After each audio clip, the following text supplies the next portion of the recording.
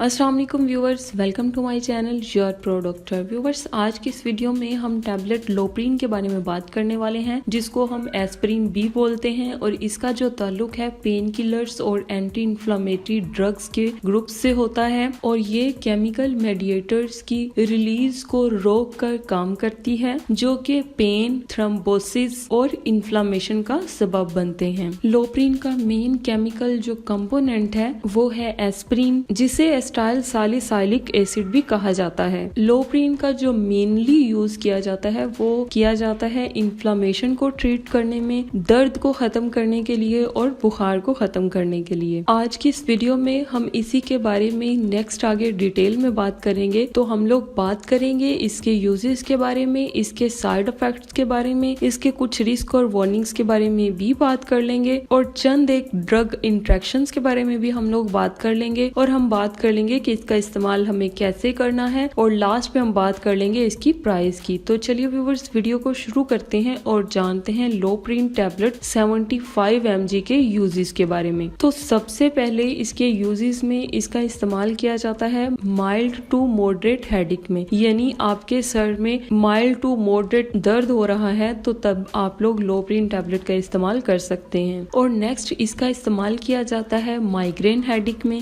यानी अगर आपको दर्द शकीका हो रहा है, यानी आपके आधे सर में दर्द हो रहा है, तो आप जो है वो लोप्रीन टैबलेट का इस्तेमाल कर सकते हैं। और इसका नेक्स्ट इस्तेमाल किया जाता है शैटिका पेन में, यानी अगर आपको शैटिका दर्द है तो आप तब भी लोप्रीन टैबलेट का इस्तेमाल कर सकते हैं। रोमेटिक पेन में भी आप लोप्रीन टैबलेट्स का इस्तेमाल कर सकते हैं। रोमेटिक फीवर में भी आप इसका इस्तेमाल कर सकते हैं। और ये प्रिवेंट करती है स्ट्रोक को, यानी जो स्ट्रोक वाले पेशेंट्स होते हैं जिनकी फैमिली हिस्ट्री स्ट्रोक वाली होती है, तो वो जो है वो लोप्रीन टैबलेट का इस्तेमाल कर सकते हैं। और हार्ट डिजीज प्रिवेंशन में भी इसका इस्तेमाल किया जाता है, जिसमें शामिल है स्टेबल और अनस्टेबल एंजाइना, यानी जिनको एंजाइना का पेन होता है, चेस्ट पेन होता है, तो वो जो है लोप्रीन टैबलेट का इस्तेमाल कर सकते हैं। और इसका इस्तेमाल किया जा सकता है एक्यूट हार्ट अटैक ट्रीटमेंट में। और नेक्स्ट इसका इस्तेमाल किया जा सकता है सेरिब्रोवास्कुलर एंड पेरिफेरल आर्टरी डिजीजेस में। तो व्यूअर्स, ये हो गए इसके यूजेस के हम लोग इनका इस्तेमाल कहाँ कहाँ पर कर सकते हैं। नेक्स्ट हम लोग बात कर लेते हैं कि इसका इस्तेमाल करने से इसके साइड इफेक्ट्स क्या क्या हो सकते हैं। तो इसके साइड इफेक्ट्स में सबसे पहले ये कि इसका इस्तेमाल करने से आपको एब्डोमिनल पेन हो सकता है, वॉमिटिंग